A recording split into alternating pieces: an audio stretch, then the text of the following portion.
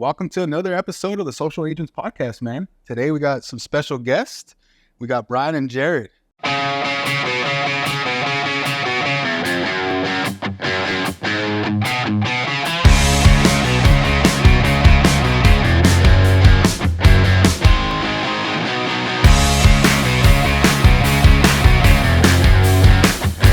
How we doing, guys? Doing good. Living the dream, man. I love it. Super excited to be here with you guys. Yeah, thanks, man. Well, and then we got my co-host Justin here. Yes, we do. I'm excited to get into this one. This one's going to be good. Yeah, so we're going to be talking ADUs, man. Just so like, there's a lot of people out there, and we should get comments all the time. Like, what is an ADU? So can one of you guys explain that? Yeah. Accessory dwelling unit. That's what it stands for. And so most people know them as like granny flats or garage conversions. The difference with an ADU and a granny flat, or that's not even like an appropriate term to use anymore, I don't think, but is basically from a zoning perspective, you don't have restrictions on ADUs on who you can rent them out to. And so basically they function like a 2-unit or a 3-unit, depending on how many of them you're adding from a rental standpoint. So that makes them super accessible and creates really great affordable housing. Good. It can be attached, detached. Yeah, I think most people, when we first talk to them about this, are doing this as a strategy to gain income. They're thinking, I'm going to build the ground up in my backyard, and I'm going to do this massive thing, So, when we tell people, we do a lot of ADUs, they're like, oh, you guys do ground up. And we do ground up, but that's probably 10% of our business. Okay. So mostly, what are you guys doing? Are you like just open space, garages?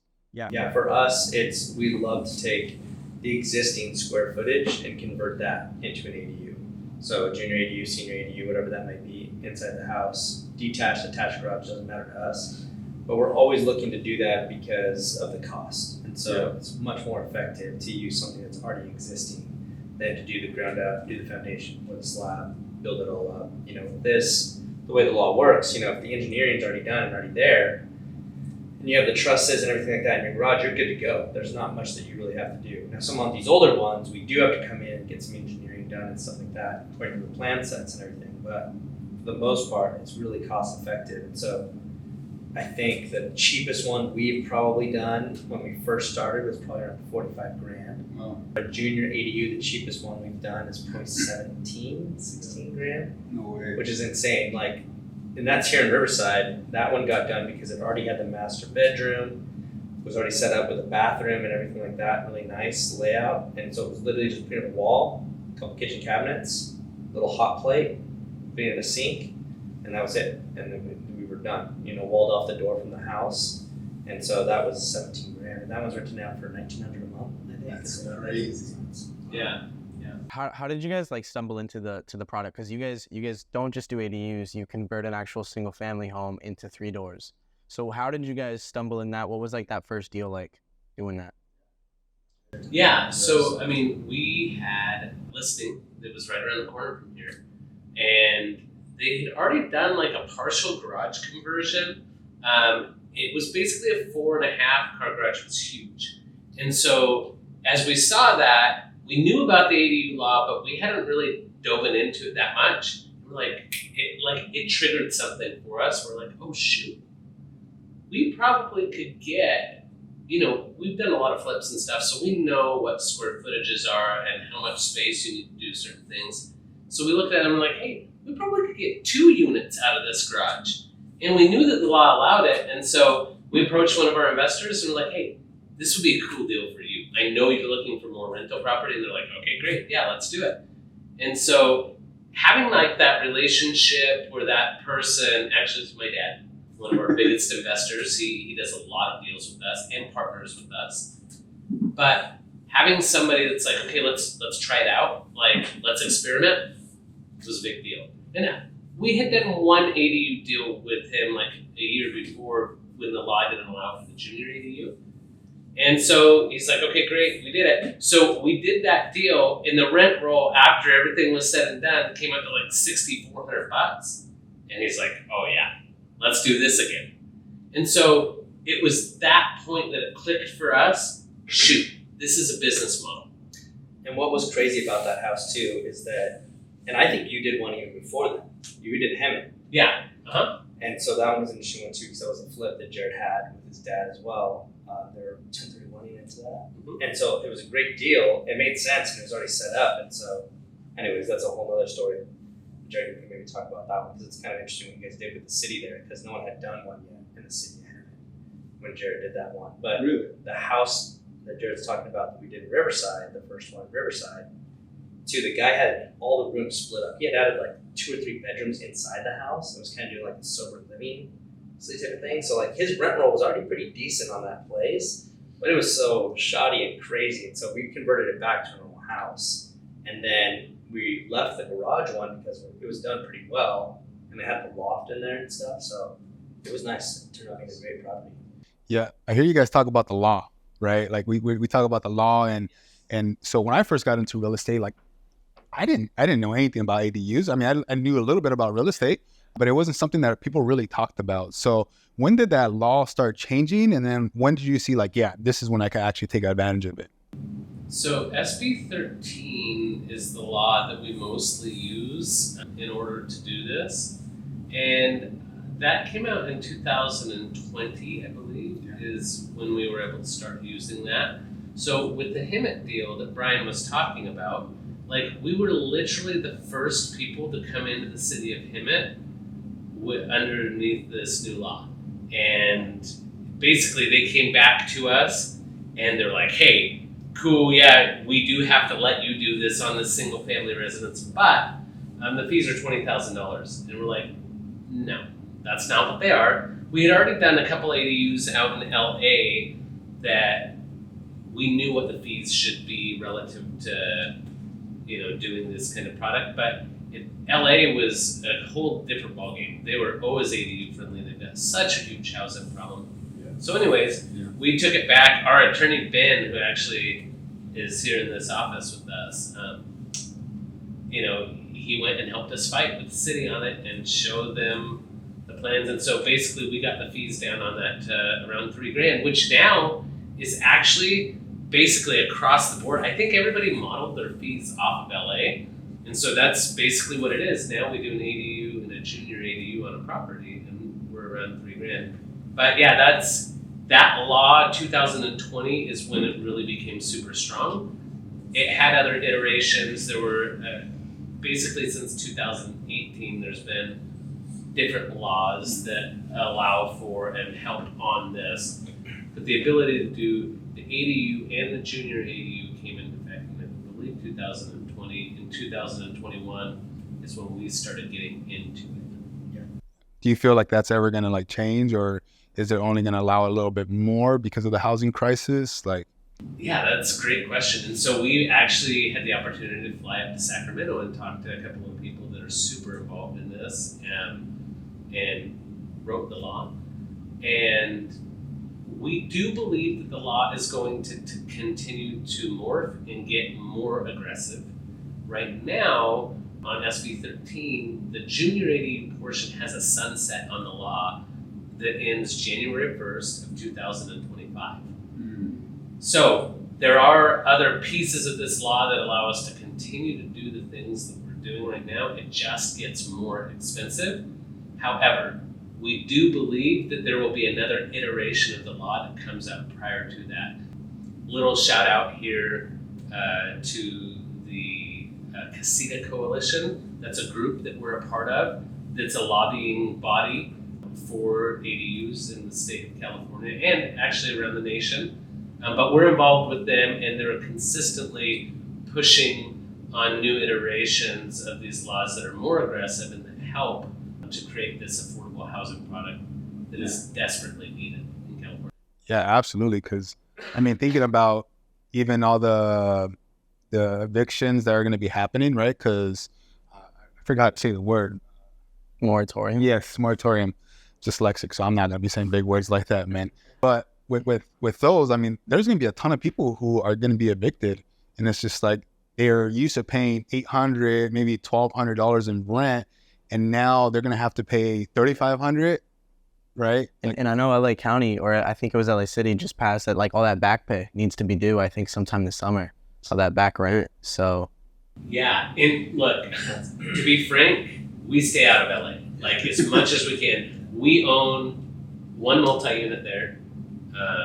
Yeah, but that's And it. luckily, our people kept paying rent. You know, I mean that's what can crush you out there in LA. That's why we don't touch it. I mean, we saw what the mayor did and what everyone did there. I mean, it's crazy. So if you're a landlord and you had 3 or 4 of those properties, good luck. You know. Yeah. You're in the drum. Yeah. And doing that for a full year and then thinking, okay, it's going to end and then they extend it again for another 6 months, like, it's impossible. You know, so I mean, that is why we avoid that. I mean, it's not something that we try and go and do out there. But I think more so to that is this, that we see low inventory across the nation, especially in states that are a little bit more Democrat where it's harder to build. We can't build fast here in California. It's just not going to happen. And there's no builder that's excited unless they're smashing in townhomes together that's going to be building in that 450 range around us, right? Like if they are, it's going to be out pretty far from here. Yeah, Bend, Belmont, like, but there's nothing wrong. I think those cities are up and coming. I think they will be cool 10 years from now, and they'll have a little layout and a build out of those cities. But for now, what we love about this, and I know Jared's talked about this too earlier, but is the fact that we get to be in a community where the schools are good, neighborhoods are established, you're in a great community with sidewalks where you can walk, where you can go with your friends and go play and go do things, where otherwise these single families would never be able to be in those neighborhoods, right? They can't rent something. And there's not like a new home that's going to be built in those communities. Yeah, I mean, from a perspective of affordability, one of the things that people don't understand / or talk about is that people like are not incented to build low-income housing. So Brian just talked about the builders building things that people can buy. Well, I'm just talking about rentals, right? Like, if you want to build an apartment complex, you're going to build a luxury apartment complex because that's where the money is. One of the things that people don't understand with this, and I referenced a little bit earlier, but is the cost for a builder to go ground up. Like, they're paying $40,000 a unit in fee.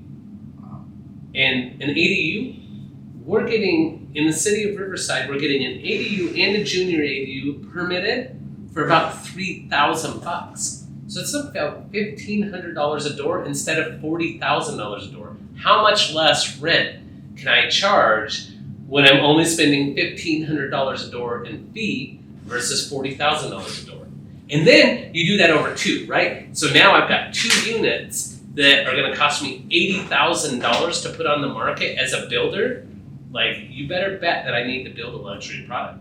I absolutely have to charge premium rents in order to bring that property to market. Like, it just doesn't make sense to do anything else. And so we can hate on the greedy builders and like, oh, everybody's trying to, get over on the little guy, whatever. Like, at the end of the day, it has to make financial sense. These builders are borrowing at high interest rates to go out and put this product on the market. And this was the genius of the product that is able to be created by this ADU law. So SB 13 was a godsend for California. Like, that's a big deal that they've been able to do this. And it will become a pattern for our nation. Absolutely, no question. SB 13 will become the pattern for the nation. Talk about like how it's been received in those communities, because I know you guys are turning single family homes. So they're residential neighborhoods, they're not multifamily neighborhoods. A lot of people are like, oh, I wouldn't want that in my neighborhood, or you guys are like destroying the neighborhoods. How are the neighbors feeling about having one of those properties in their neighborhood? Honestly, that comes down to the property management company we have managing the property. For us, you can drive by ours and you wouldn't even be able to tell in what neighborhood we have one of these triplexes. You just pass it by. And so the neighbors now, they're going to know because I'm right next door to it, right? But if you have a good property management company that's setting down ground rules for the tenants and they're keeping the landscaping up on the outside, you're not going to be able to tell. Like, during the construction is when we do get a couple phone calls from the neighbors. And, hey, what are you guys doing? Maybe you're not allowed to do that. They get kind of mad. We explain to them, tell them what we're doing. We do have permits. You can check with the city. And then once it's done, we never hear from them. They drop it. They know. And so most of our tenants that we have about 280 doors right now that we're managing. And I haven't heard of one phone call from a neighbor since the construction's been completed. Now, during construction, yes. After construction's completed, we haven't had a phone call from a neighbor saying like, "Hey, your tenants are crazy and they're leaving their trash everywhere," and things like that. Yeah, because we've driven by, or we've been at your guys' projects, and you literally can't tell. It looks like a single family home from the front. Even inside, it looks like a single family home still. Like, you can't even tell. So you guys do a really good job at building that product and making it look appealing. And I think a key to that is dividing up the yard space. It's difficult, but figuring that layout out, giving everyone their own little space, fences, nice fencing, and then keeping up the exterior, that's an important thing. Now, the interior, who knows? We need to get into the interior more probably, but from the exterior, you should be able to tell that that's a rental property. We don't want to do that. We don't want to be the guys in the neighborhood that's like, oh, that house, that's one that has tenants in it. We want people to drive by and think, oh, someone lives there, that looks nice. And the thing that I'll say to what Brian is saying is, look, we're a work in progress. For sure, we absolutely have properties that you can tell are rentals right now. Not all of our product looks perfect or is awesome yet. Putting systems in place to create a scenario where all of our product looks similar to each other and that all of these properties look great. That's a part of the deal. And so for people that are seeking to do one of these, that's totally within your control. You can make it look nice. You can make sure that your product that you're putting out into the market is great. The other thing that I want to say is there's a term that's used by our friend Allison, who is one of the lawmakers or law writers for this product, that I loved and I like to use is quiet density. And so she's talking about you have a neighbor, that has a vacant lot and it's 4 acres and you put up 150 units, people in the neighborhood are going to lose their minds. They're going to be like, this is bull crap. We don't want all of this, blah, blah, blah, greedy, blah, all of that stuff. You're going to have not in my backyard, NIMBY, that's what they call them. You're going to have NIMBYs pop up, right? When you're doing this product, it's quiet density. People don't even know that it's going on. And you're adding 2 units to 400 houses? It's neither here nor there. And so that's what I love about this product. People don't, on the whole, even know that it's there. So that's that quiet density.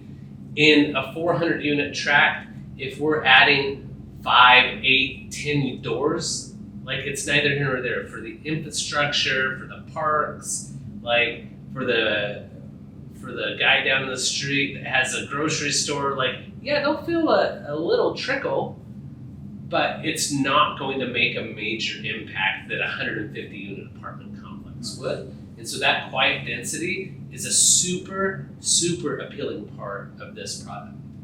Yeah, I think in LA they said last year there was 20,000 permits pulled for ADUs, and only a third of those were actually completed. Who knows what will happen with the other ones? Maybe they'll be completed this year. But at the same time, you're talking about 6,500 homes in LA. That does nothing. Out of a population of what? 18 million or something like that? It's insane. So It's literally a nothing. Yeah. Even here in Riverside, we can't even touch. We've been trying, obviously. We want to do more. We'd love to do 3,000 of these in Riverside. And even that would be a drop in the bucket. Even if we did that, you still wouldn't be able to tell that they were out here in Riverside. It's not like you can drive through a full community Triplex. Yeah. Well, and that's interesting because we've done some math on this. Brian and I are launching a private equity fund with a couple of our buddies. And we're going out, and over the next 5 years, we will do $1 billion of this product, which is crazy. But you start doing the math on that, and all we're adding to the market by $1 billion is 6,000 doors. That's all we're adding. And so when you start talking about these things, 6,000 doors, we are 200,000 doors shy in the Inland Empire of what is needed right now. Yeah. And so we're nothing compared to the solution. So talk about the aspiring investor who wants to do one of these, who has rentals or who wants to do this or wants to do this for their clients. What is so attractive about the numbers doing these kind of deals? Yeah, so I mean, I would break that down to a couple different categories, right? So you have an investor who already has a property, you have your first-time home buyer who wants to house hack something, and then you have an investor who's coming in and just wants to buy their first rental, but actually cash flow on the front. And so what we love about this, and the easy way that we underwrite everything that we basically do, is the 1% rule. You know, so we're looking for something, if we're all in on that property at $650, we want to get $6,500 in rent. And so that's very difficult to do in California, at least especially for here in the Inland Empire. We're lucky to be at a 0.5, 0.45. So we're buying something out here in Riverside for $600,000 right now, and we're bringing in $2,800 in rent, something like that. You know, maybe $3,000 in rent. And so you do that 0.5 on that. And so with this, it's a way to make that leverage what's already there, existing, right? Turn that into, get into the property all in at 650, 675, and get that rent roll up to $6,500 a month, $6,700 a month is what we like to see, and that's what makes it work. We know at that number, we're going to cover the mortgage and we're going to cash flow. So what you ask though is for the first time person, and like what I think, like Brian said, it's appealing, the numbers make sense, but what that does is it gives access to people that are like, okay, I want to do my first one, I don't have a ton of cash. You can use a 203k loan or a conventional rehab loan to go out and buy this as an owner occupant and convert your garage. Like, you can do that, and by doing that, you knock down your payment basically by whatever the rent is on that garage conversion, $1,700 to $100 to $2,000 a month. Like, that's a big deal. And if you do 2 units, like, you can get into a situation, and we have clients that are in a situation where their mortgage is completely paid by other people. They get to live in the main house, the 3-bed, 2-bath, and their rents from their ADU and their junior ADU pay for their mortgage. So that's amazing. And you can get other people to finance it. So for a first-time investor as well, like, if you've got cash saved up and you've got a 20% down payment and you've got 150 grand that you can put into getting these units done, depending on what they are, like, you totally can come in, use that money, and end up in a place where you're making 10% on your cash on a monthly basis, cash flow wise, but then you look at the long term, you're making 20% plus on your money, which is incredible. And by the way, you get into that product right now at a 7.5% or 7% interest rate. When rates come back down, you're refinancing, you're bringing in another $1,000 a month in cash flow. And that's wild. Yeah, that's where it really makes sense. And when we started, that's what the numbers looked like, obviously. You know, they're still good, that's why we're still doing it, but they looked amazing in 2021. And to go along with that, I think, you know, as a first-time investor or someone who's looking to do this, a couple of our clients have done some interesting things. And so I would say one is like a HELOC that most people know about, you know, so that has to be your primary residence that you're taking that out on.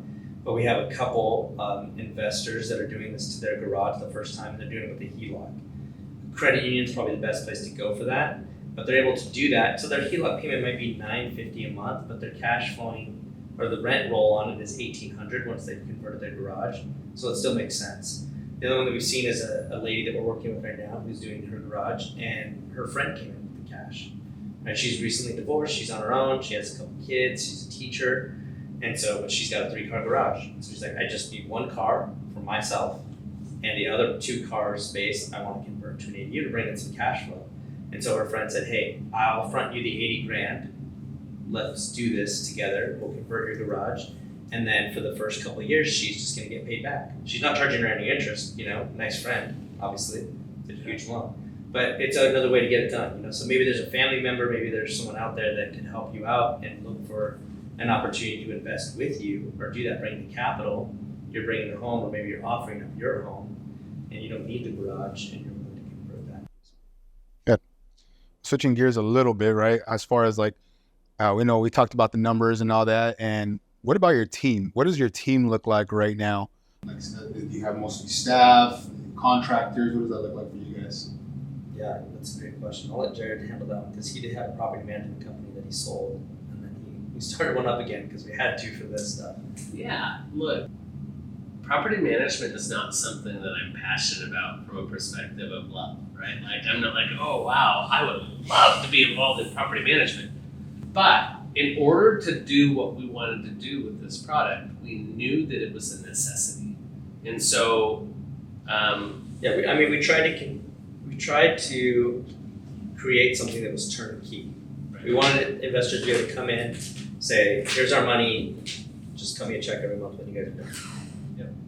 And so, we knew that we would be doing construction while we had tenants living there. So that's a property management logistical issue.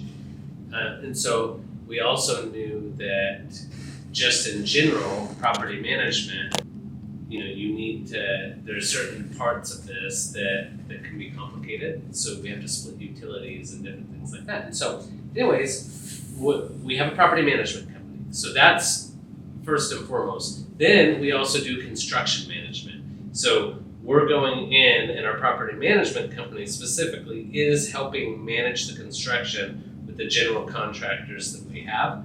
And then after we started doing this for a while, what we ended up finding out is like we were getting a lot of requests for people that were like, hey, we don't need to go out and buy something for you to come in and manage, but we do want to do a garage conversion because we see that you did it for our buddy Joe, and can you do it for us? And we weren't really set up to do that.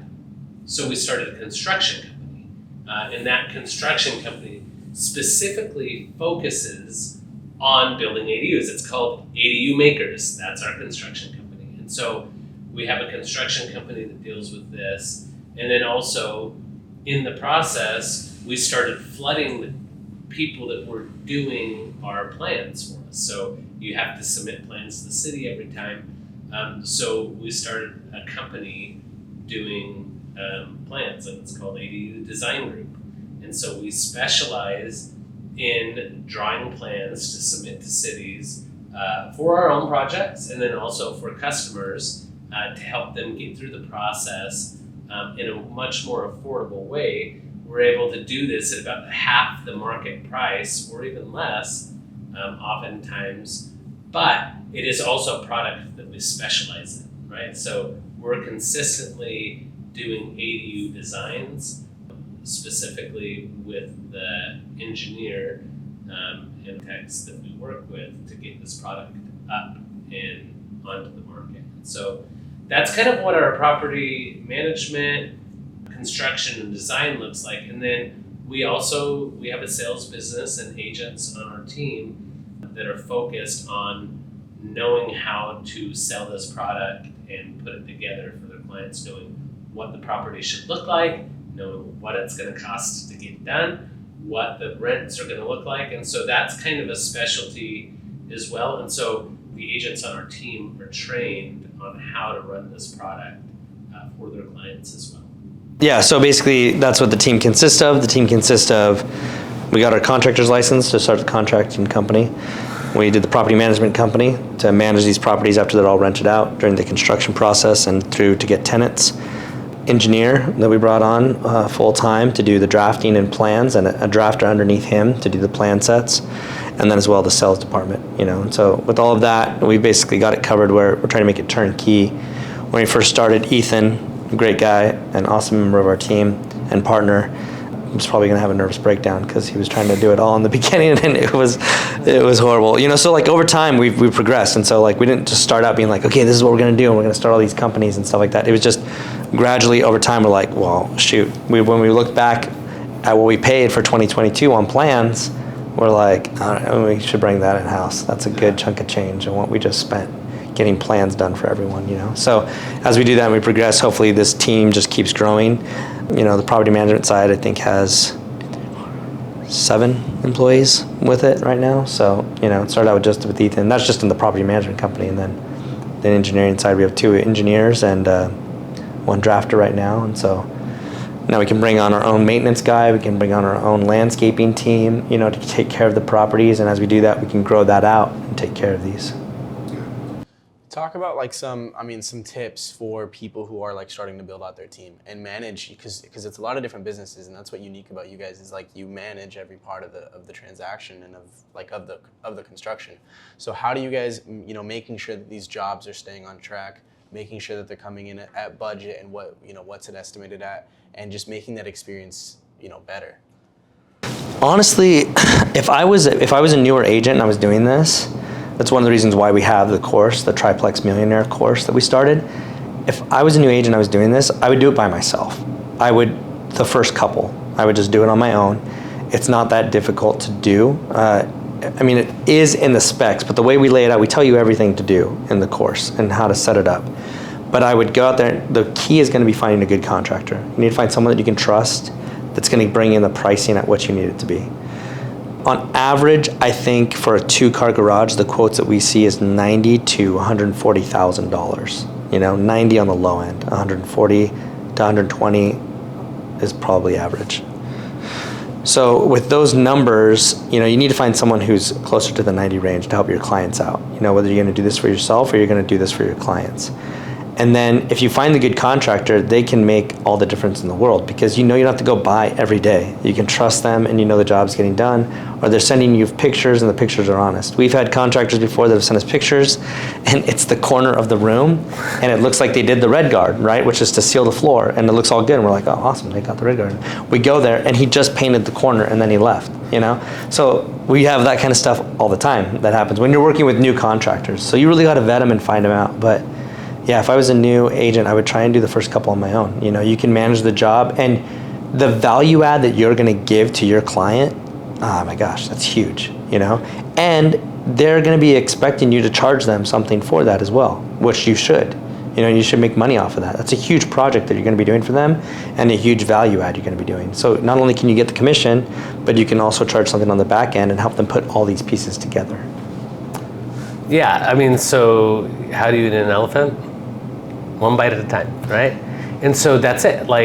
We didn't start out with all of those things. We didn't start out with the management and construction and land company. And even still, Brian's comment, on plans, was that we saw how much money was paid. That's true, but the truth, more to the heart of it, is we needed more control. We needed to know more up to date, on the minute, what was going on, because people are hitting us up. We're getting crap. We're not making any money off of the plans at that point. And we're like, we're getting the crap, but we aren't getting any of the benefit, / we can't scale. We can't start solving problems. Right now, if we're doing plans and we're not able to do them fast enough, we can hire another person. We couldn't do that in our previous iteration. And so we were going out to different people, and we had a cluster a few times, with our plans, based off of the fact that we tried a new guy because the first guy that we had was slammed and he had too much and he couldn't take on more. And they all want to do as much as they can. Everybody wants to take a paying job. But so our advice around building a team is looking forward to the future. Set your goals and to say, okay, well, I want to be doing 3 of these a month. And if you're going to do 3 a month, then you build strategic partnerships up front, but know what those steps are, know what things are going to have to be in place, and make sure that the team that you're building, you can scale with, or at least to whatever scale it is that you're looking to do. So we've kind of bumped our head up against, we can't do right now more than 15 transactions in a month. We can't do more than 15 of these a month. We are on the cusp of being able to double that volume based off of the strategy and the systems that we've put into place. But it took us a long time to be able to get there. And so knowing where you're going is super valuable, and knowing what pieces need to be put in place is super valuable. And that's a major reason that we created Triplex Millionaire, is because we really want people to avoid a lot of the pitfalls that we already went through. So we've had a lot of wins with this. We've made multiple 7 figures over the last couple years doing this, which is awesome. Super excited about that. But we've also lost hundreds of thousands of dollars that people don't have to lose, because we already know the ways that they can lose the money, and we tell them, and we say, don't do it that way, do it this way, because you don't have to lose 50 grand on this thing. We lost it. Our money's gone. Like, we lost the 50 grand. You don't have to lose it. That's the point. Like, and so it takes time. Like, we put time into that education so that people don't have to have those big losses. Because really, if you're not doing a velocity of this and you take a $50,000 loss, that could tank you. That can make it so you can't do more. You can't participate. And it's nonsensical. You don't have to go through that. Yeah. And you know, even for me, when you guys were talking about these numbers and what the possibilities are, like, for me, it's mind blowing, right? Like, I can't even like think of what that looks like. So maybe somebody out there right now that has that same feeling, right? Like, they only know what they know. They haven't been around people that you have been, like you guys have been around. Like, how do you get past that? Or what's something that's been like fortunate for you guys to be able to say, yeah, we can get to like 1 billion. You know, we can get past 1 billion, whatever that may look like. Like, what was that like light switch or people around you that made you believe that? Yeah, I mean, look, I'm totally a dreamer. Like, there's no question about that. But I dream and I act, right? So I don't just look at it and I'm like, oh, this is possible, but I don't think I can do that. I'm like, oh, no. I mean, I see that this is an unprecedented opportunity, and so we just got to keep moving our feet. And so, you know, there's a saying that I like, and that is go out and violently execute. That means, like, we're not necessarily how do we get everything specifically done. We're like, no, it can be done. So we're just going to go do it. And then that means that we stumble and we fall a little bit, and that's okay. Like, we're willing to do that. But how did I get to the mindset where we could do $1 billion? Well, it was pretty simple. After doing this for a little bit of time, like, we're now, you know, 18, 19, 20 months into this, and we're like, well, shoot, we've done 100 million now of this product. And we're like, and we're in infancy, like, we're just really learning how to do it. Well, can we do twice as much as we're doing right now? Yeah, we can. We can do twice as much in a year. And so as we're building out our system, so if we can do twice as much, that's 200 million. That's not hard math. Like, on a 5-year timeline, if we do 200 million, that's $1 billion, right? And so our goals actually are bigger than that. Like, we're very conservatively throwing out $1 billion. But the other part of that, though, is, like, as we look at this, the part of the reason that we've launched Triplex Millionaire is because we know that we meet cool people like you.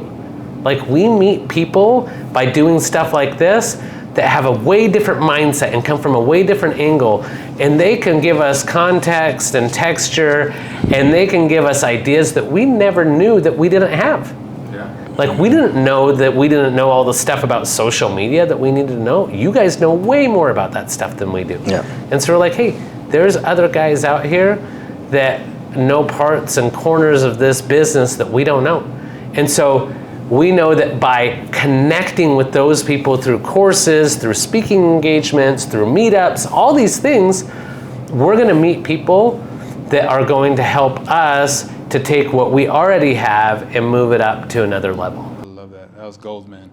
Yeah, no, it's absolutely right. Like, the more, you know, I had to text our buddy, Ricardo, to come here today, and he's like, no, I'm not going to make it. And I said, you don't understand, like, what you're going to be missing out on. Like, there's going to be millionaires there. And it's not so much about, like, what you have, but what you like, hey, I'm here. What value can I give to you guys? And then somehow, some way, it's going to come back without, like, even expecting it, right? When we first met you guys, the first thing is like, hey, how can I help, right? From you guys, and same thing here. It's like, hey, how can I provide value to you guys, right? It's like, hey, let's start helping them with content. Never ask you guys for a dime, right? Because I want to get around people like you that are already doing it and are being successful, because maybe there's just one contact that I need to make, right? And once I make that contact, like, that's going to take me to the next level, right? And again, that's not why I do it, but it's like value for value all the time. So you never know what you're going to get with people when you start surrounding yourself with, like, amazing high level people. And I love that, man. To what you said, like, I cannot stress what you just said more. Like, add value first. You add value first and it comes back to you. And you do not know what room you're walking into. You do not know who is in there. And there are some people that we have contact with that we've met through meetups, through all sorts of different things, that we've been able to monetize those relationships hundreds and hundreds of thousands of dollars in an annual basis. And so, and that's honestly, like from where we stand right now, that's even small potatoes to where we believe that we are going with the connections that we have made over the last year with different people that just, you know, when you go and do that value first mentality, the people that are high earners, the people that are high level, that's the way they live. Like they live that. And then there's always an opportunity, and there's always a way to partner up, and there's always a way to leverage their stage, to leverage their relationships to mutual benefit. They're gonna make money off of it, you're going to make money off of it. It's who you know matters. Like, I can't emphasize that more. Do you think Donald Trump became a billionaire because of the small $1 million loan that his dad made? No way. No. That's not a thing. Donald Trump became a billionaire because his dad was super rich and had amazing contacts. And the Trump name was made before Donald Trump took it, right? Like that came from his dad.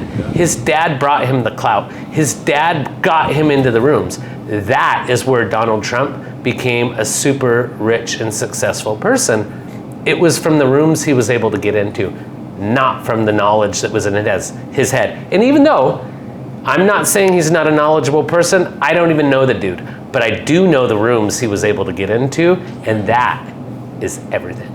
Grabbed it by the horns, said, let's go. Yeah, and I mean, like what you said too, I think, you know, going to those meetups and stuff like that and having the Wick Winner agents, it's one of my biggest pet peeves with the agents in our office and stuff like that. You know, I love them all to death, but when you're giving away free content, there's so much totally free information. Your time is what it's going to cost you out there to learn something and do something. You know, anyone that wants to come today could come, right, and be here today and talk to us and ask any questions that they want to, totally for free. We'd love to talk about it. We love talking about this kind of stuff. Same thing, like these meetups and things we go to, we have agents that are like, it's $700. So what? It's $700. Buy the ticket, go to the conference, go to the thing. You don't know who you're going to meet there, you know? And we're at Real, being at Real, the main reason we came over to Real was because of Sharon. Like, you're in a room with that guy, I always walk away with a nugget, something that you can apply to your business and something you can apply to your life. Yeah. And so I think that's key. Going to those things, putting yourself out there, it's uncomfortable. It is for sure. And especially if you're by yourself, I get that that's hard, you know, but bring a friend or try and bring someone with you and go to those things, watch the videos out there afterwards. I mean, I can't tell you how many times we're like, hey, this speaker was awesome. You guys should go listen to these.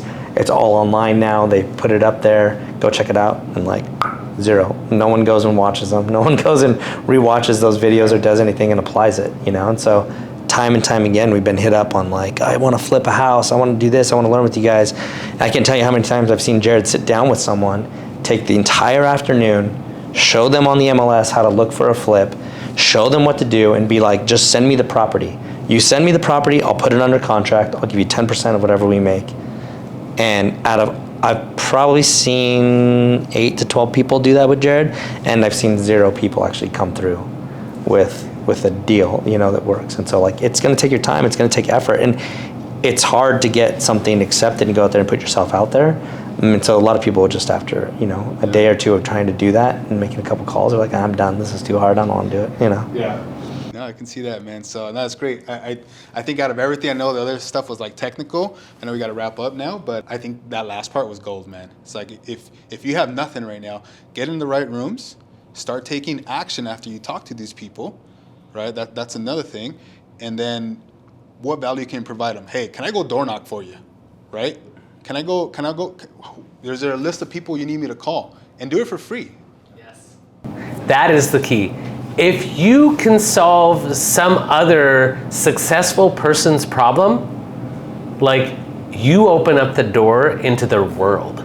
Like, because they have a problem that they need help with. You start solving it, like, you want to make 7 figures a year? Great. You can make 7 figures a year. Start solving somebody who makes 7 figures a year, start solving their problems. And guess what? You will start making that kind of money. I kid you not. This is challenge. Somebody come out and start solving my problems.